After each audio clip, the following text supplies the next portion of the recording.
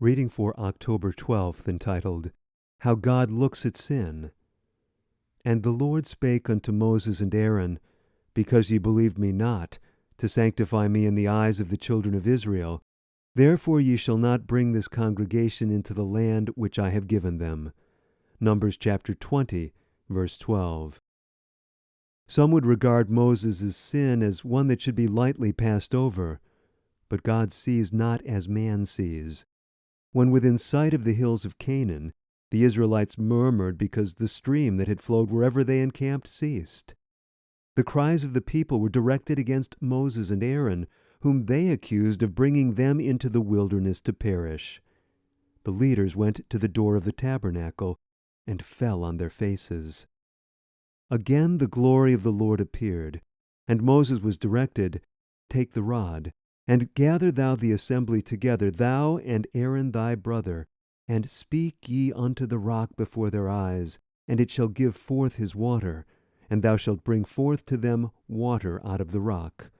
Numbers chapter 20, verse 8.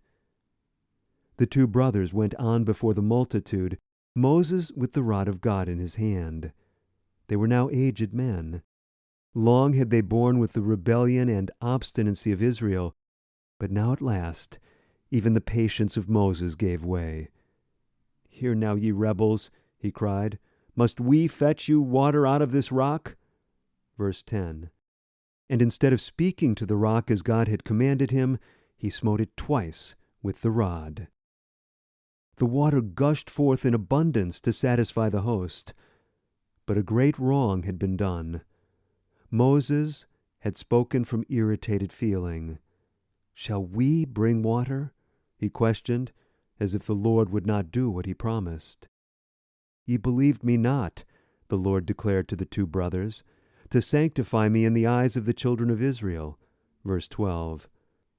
More than this, Moses and Aaron had assumed power that belongs only to God. The necessity for divine interposition made the occasion one of great solemnity, and the leaders of Israel should have improved it to impress the people with reverence for God and to strengthen their faith in His power and goodness. When they angrily cried, Must we fetch you water out of this rock? They put themselves in God's place, as if the power lay in themselves.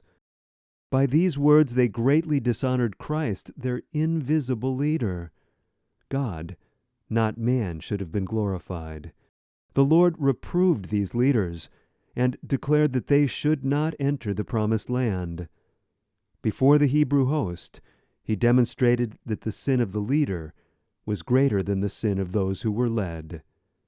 Taken from manuscript 169, dated October 12, 1903, entitled Words of Warning Against Present Dangers.